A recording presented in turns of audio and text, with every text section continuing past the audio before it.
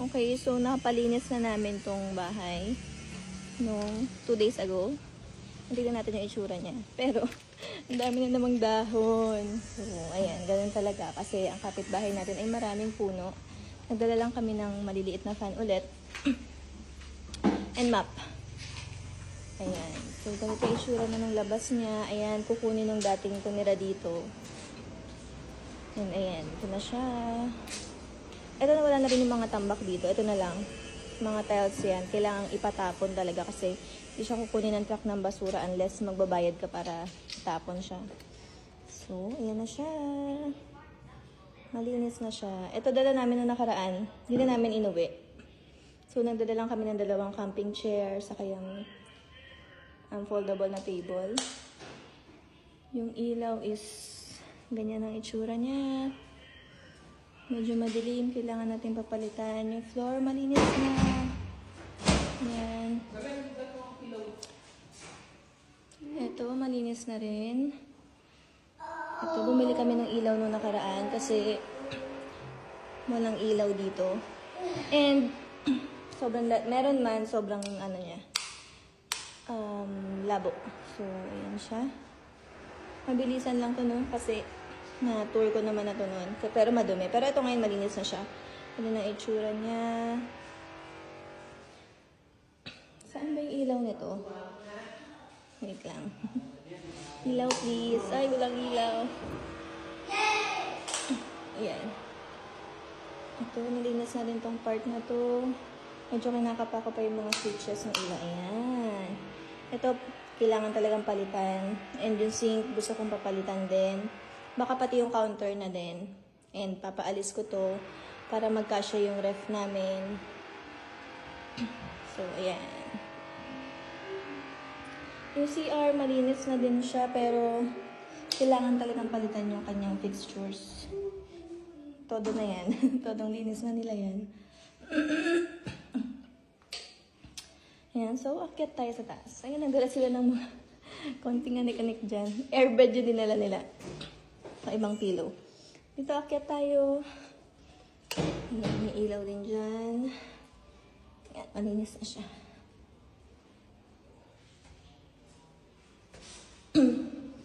Ito yung 3 kwarto. Sa 2nd floor. Okay, first bedroom. Bedroom 1 na magiging kwarto ng aking 2 boys. Ayan, may 2 bintana para sa ventilation. Okay. Ito yung bedroom 2. Mas maliit siya ng konti, tapos isa lang yung kanyang bintana. Okay. Ito ang aking magiging walk-in closet. Masters tayo. Masters. Yan.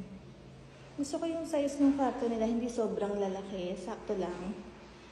So, ito yung masters. Palitin din talaga yung floors. And, ito ang aming balcony. Yan. Malinis na yan nun, pero nalagyan na naman siya ng dahon-dahon ano. So, talaga may iwasan yun. Lilinisin na lang natin ulit. And, yung CR dito ay may tao. So, later na lang dyan. Tapos, ganito naman ang itsura niya kapag umakyat ka sa taas. Ayan. Ito, iba na naman yung kulay nung vinyl niya. Kaya gusto rin namin palitan. Sorry, may nagko-construction na kapitbahay. Ito yung pang-4 na kwarto. Ganda rin yung ventilation dito. Kasi, 2 yung bintana. So, mahangin siya.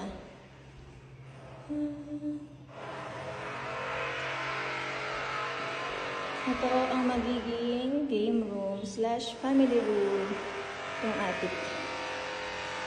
Ayan.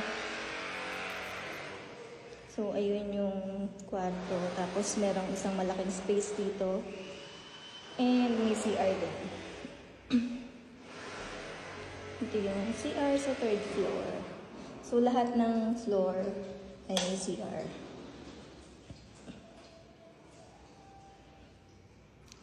So, yun lang. Siguro update ko rin kayo. Siguro para pag mag-move in na kami. Pero paparepair ko pa kasi yung iba. Paparepair pa namin yung iba. Yung repaint. Sa ngayon is, ayan muna siya.